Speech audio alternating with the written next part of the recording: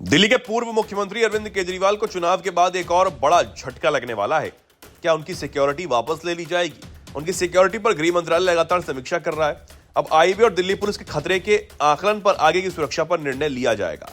वर्तमान में Z+ सुरक्षा कवर उन्हें प्राप्त है, जो खतरे की आशंका के आधार पर गृह मंत्रालय द्वारा प्रदान किया जाता है, तथा Z श्रेणी की सुरक्षा दिल्ली पुलिस द्वारा दी जाती है। मगर इंडियन एक्सप्रेस को पता चला कि सुरक्षा इकाई ने गृह मंत्रालय के लिए दिल्ली पुलिस मुख्यालय को एक पत्र भेजा, जिसमें केजरीवाल की सुरक्षा पर निर्णय लेने की मांग की गई है। प्रोटोकॉल के मुताबिक दिल्ली के पूर्व मुख्यमंत्री को गृह मंत्री से Z+ सुरक्षा मिली हुई है। कई सुरक्षा खतरों के कारण गृह मंत्रालय ने केजरीवाल को Z+ सुरक्षा कवर प्रदान किया था। सितंबर 2024 में सीएम पद से इस्तीफा देने के बाद भी दिल्ली पुलिस ने उन्हें Z श्रेणी की सुरक्षा प्रदान की थी। एक सीनियर अधिकारी ने बताया कि गृह मंत्रालय के निर्देश पर सुरक्षा एजेंसियों द्वारा वीआईपी या संभावित अतिथियों के खतरे का आकलन किया जाता है। एक सूत्र ने बताया, सुरक्षा इकाई की ओर से पुलिस मुख्यालय को एक पत्र भेजा गया, जिसमें केजरीवाल के सुरक्षा कवर की वर्तमान स्थिति के बारे में जानकारी दी गई। इस पर रिपोर्ट मांगी गई है कि क्या वर्तमान सुरक्षा स्थिति जारी रहनी चाहिए या घटाई जानी चाहिए। मंत्रालय पत्र फिलहाल पुलिस मुख्यालय में है और इसे पुलिस मुख्यालय को भेजे जाने की संभावना है। आने वाले दिनों में गृह मंत्रालय इस पर विचार करेगा। एक सूत्र ने बताया कि केजरीवाल के सुरक्षा कवर पर पत्र के साथ ही गृह मंत्रालय को एक पत्र भेजा जा रहा है, जिसमें पूर्व मुख्यमंत्री आतिशी के Z सुरक्षा के कवर के बारे में जानकारी दी गई और पूछा गया कि क्या मौजूद सुरक्षा स्थिति जारी रखी जाए या घटाई जाए। दिल्ली पुलिस मुख्यालय के एक वरिष्ठ अधिकारी ने पुष्टि की कि ये पत्र इसलिए भेजे जा रहे हैं क्योंकि सुरक्षा कवर मूल रूप से उन विभागों के साथ आते हैं जो व्यक्ति के पास होते हैं। अधिकारियों ने बताया कि अब चूंकि वे इन विभागों के पास नहीं है, इसलिए पत्र गृह मंत्रालय को भेजे जाने चाहिए। इस बीच मुख्यमंत्री रेखा गुप्ता को Z श्रेणी की सुरक्षा प्रदान करने के बाद सुरक्षा इकाई ने मंत्री रविंद्र इंद्रराज सिंह और पंकज सिंह को X श्रेणी की सुरक्षा दी है। इसके साथ ही सभी नए मंत्रियों को सुरक्षा कवर मिल गया है। मनजिंदर सिंह सिरसा को Z श्रेणी की सुरक्षा मिली हुई है, जबकि प्रवेश साहिब सिंह, कपिल मिश्रा और आशीष सूद को Y श्रेणी की सुरक्षा मिली हुई है। वहीं बीजेपी के राष्ट्रीय अध्यक्ष जेपी नड्डा की तरफ से अंतर्राष्ट्रीय महिला दिवस के मौके पर आयोजित कार्यक्रम के दौरान दिल्ली की मुख्यमंत्री रेखा गुप्ता की उपस्थिति में महिलाओं को 2500 रुपए देने का वादे को पूरा करने की घोषणा की गई।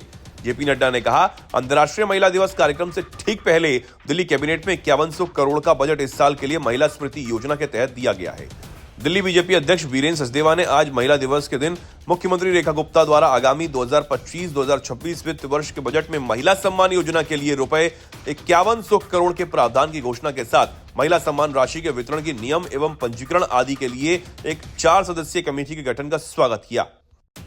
दिल्ली विधानसभा चुनाव में हार के बाद आम आदमी पार्टी के वरिष्ठ नेता मनीष सिसोदिया सार्वजनिक कार्यक्रमों से नदारद थे, जिससे उनके बारे में कई तरह के सवाल उठने लगे थे।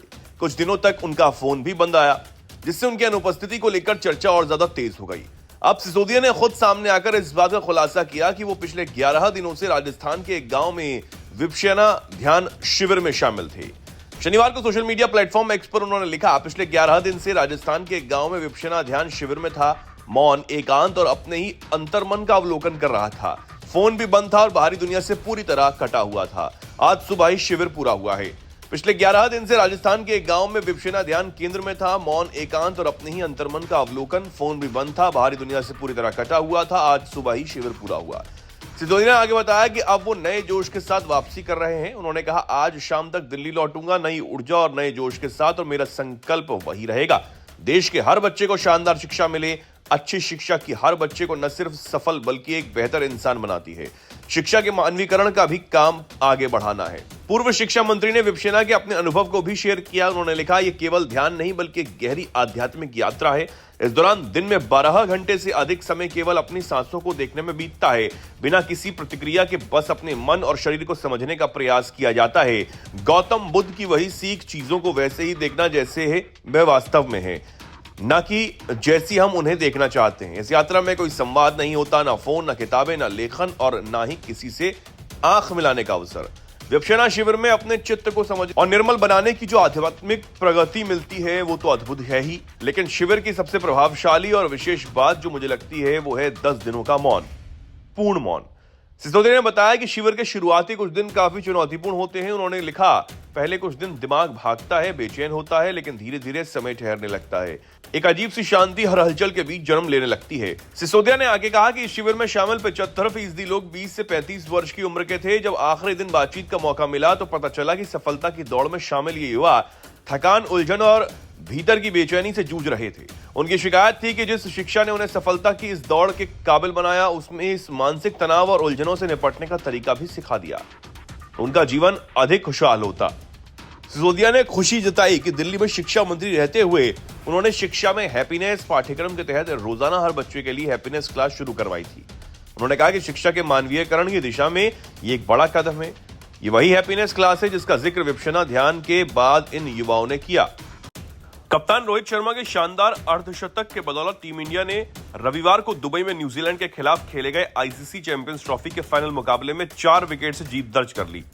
तीसरी बार चैंपियंस ट्रॉफी जीतने पर 140 करोड़ भारतीयों को टीम इंडिया पर गर्व है।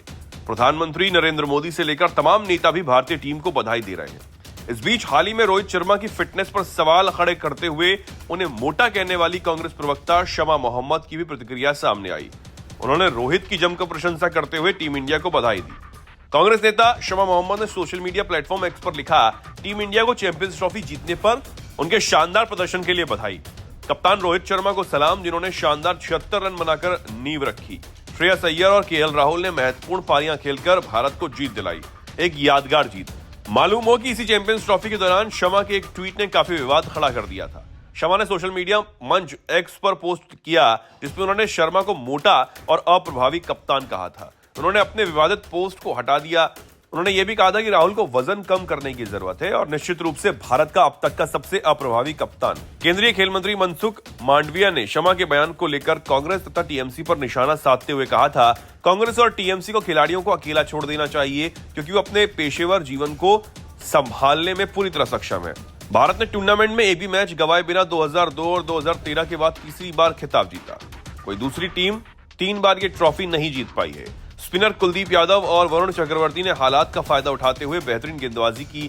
डेरिल मिचेल और माइकल ब्रेसवेल ने संयम के साथ अर्धशतक लगाते हुए न्यूजीलैंड को 7 विकेट पर 251 का मजबूत स्कोर दिया। रोहित ने 83 गेंदों में 76 रन बनाकर जीत की नींव रखी और भारत ने 1 ओवर बाकी रहते हुए ये लक्ष्य हासिल भी कर लिया। केएल राहुल ने फिनिशर की भूमिका निभाते हुए नवाज 34 रन बनाए। चोटिल मैट हेनरी की जगह खेल रहे तेज गेंदबाज नेथन स्मिथ को रोहित ने 2 छक्के और 2 चौके जड़े। वहीं बीजेपी ने बड़ी मजेदार अंदाज में कांग्रेस नेता पर तीर चलाया है। पार्टी ने सोशल मीडिया प्लेटफॉर्म एक्स पर पुष्पा फिल्म का एक सीन पोस्ट किया जिसमें अल्लू अर्जुन का फेमस डायलॉग पुष्पा नाम सुन के फ्लावर समझी क्या फायर है में सुनाई देता है। बस इसी पर बीजेपी ने अल्लू अर्जुन की जगह रोहित शर्मा का फोटो चिपकाया और कैप्शन में लिख दिया, अनफिट समझा गया, सुपर हिट है में। बीजेपी के इस पोस्ट पर खूब रिएक्शन आ रहे हैं। बीजेपी ने इसके साथ ही एक और पोस्ट भी किया। इसमें शमा मोहम्मद के उस बयान को दिखाया गया जिसमें उन्होंने रोहित के बारे में टिप्पणी की थी। इस पोस्ट में लिखा गया, रोहित शर्मा की कप्तानी में टीम इंडिया ने 2024 में टी20 वर्ल्ड कप जीता और 2025 में चैंपियंस ट्रॉफी जीत ली। इस कारण शमा मोहम्मद और कांग्रेस दोनों निराश हैं। सीओ संभल अनुज चौधरी के बयान को लेकर चल रही राजनीतिक तकरार के बीच शनिवार को मुख्यमंत्री योगी ने भी रंग से परहेज रखने वालों को होली के दिन के घर से बाहर न निकलने की सलाह दे डाली। मुख्यमंत्री ने महाकुंभ हादसे के मामले में देरी से जानकारी देने पर भी सफाई दी और कहा कि मौनी अमावस्या की रात की घटना दुर्भाग्यपूर्ण थी। कोई पैनिक ना हो, इसके लिए श्रद्धालुओं को सुरक्षित स्नान के बाद घटना की जानकारी मीडिया में दी गई। महाकुंभ को मृत्यु कुंभ कहने वालों को देश और दुनिया की जनता ने मृत्युजय महाकुंभ कहकर जवाब दे डाला। एक निजी चैनल के कार्यक्रम में सीएम ने कहा कि होली पर एक दूसरे की भावनाओं का सम्मान होना चाहिए। जुमे की नमाज साल भर होती है लेकिन होली एक दिन आती है। 14 मार्च को होली है, 2 बजे तक होली, फिर जुमे की नमाज पढ़ने के लिए सभी राजी हैं। अगर किसी को जुमे की नमाज में जाना है तो फिर रंग से परहेज ना करें और अगर किसी को रंग से परहेज है तो वो होली के दिन घर से बाहर ना निकले। उन्होंने कहा कि हम पीएम मोदी के नेतृत्व में विरासत को लेकर विकास कर रहे हैं। 5000 साल पहले रचे गए पुराणों में संभल का जिक्र है। वहां के तीर्थों को कब्जा करके नष्ट किया गया। अब न्यायालय के आदेश पर एएसआई सर्वे कर रही है, सच्चाई सामने आ रही है।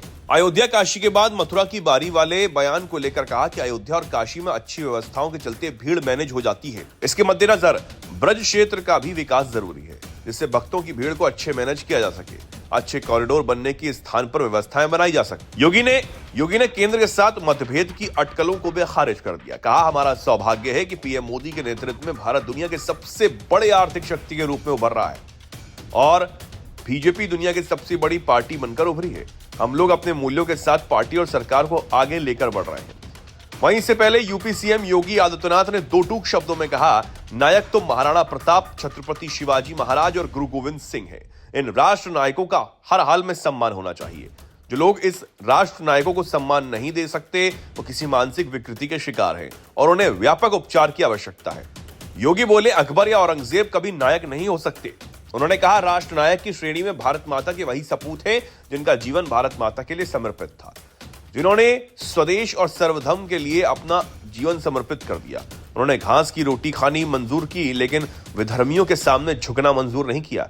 उन राष्ट्र नायकों में महाराणा प्रताप का नाम आता है, छत्रपति शिवाजी महाराज और गुरु गोविंद सिंह का नाम आता है। यूपी सीएम ने कहा, राष्ट्र नायकों का सम्मान किए बिना वर्तमान पीढ़ी आगे नहीं बढ़ सकती। महाराणा प्रताप ने अपने जीवन काल खंड में ही मेवाड़ राजवंश से जुड़े हुए वे सभी क्षेत्र जिन्हें अकबर ने हड़पने की चेष्टा की थी, उन्हें वापस लेकर अकबर को भी घुटने टेकने के लिए मजबूर कर दिया था। जनपद गौतम बुद्ध नगर में विभिन्न विकास परियोजनाओं के लोकार्पण और शिलान्यास करते हुए योगी आदित्यनाथ ने महाराणा प्रताप की प्रतिमा का भी अनावरण किया। योगी ने कहा, स्वदेश और सर्वधर्म के प्रति समर्पण का क्या भाव होना चाहिए, इसका उदाहरण महाराणा प्रताप के व्यक्तित्व और कृतित्व में हमें प्राप्त होता है। उन्होंने स्वाभिमान और सर्वधर्म के लिए अपना पूरा जीवन समर्पित किया। आज भी कोई चित्तौड़गढ़ जाता है तो पूरा देश हल्दी घाटी की माटी को तीर्थ के रूप में सम्मानित करता है। महाराणा तो नायक है ही, उनका घोड़ा चेतक भी हम सबके लिए एक नई प्रेरणा छोड़ के गया है। यह है भारत का इतिहास और यह भारत के अंदर ही हो सकता है।